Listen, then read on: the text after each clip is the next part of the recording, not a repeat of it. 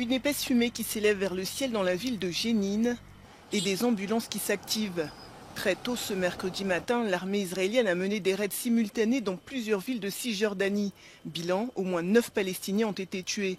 Tsahal déclare avoir mené des opérations antiterroristes à l'aube et affirme que les victimes n'étaient pas des civils mais des combattants. L'armée israélienne a diffusé ces images des frappes qui ont eu lieu sur 2 camps de réfugiés, celui d'Al-Fara près de la ville de Touba dans le nord de la Cisjordanie et celui de Nour Shams à Toul-Karem. Plusieurs blindés de Tsahal circulaient également dans les rues de la ville à l'aube.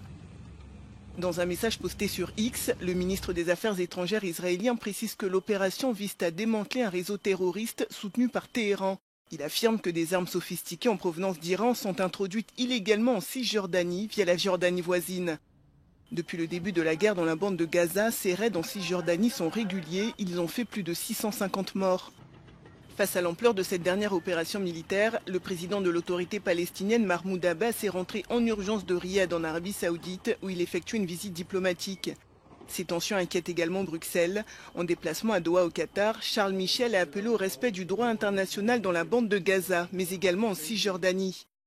Mi-juillet, l'Union européenne a imposé des sanctions à plusieurs colons israéliens et organisations extrémistes accusés de violations graves des droits de l'homme.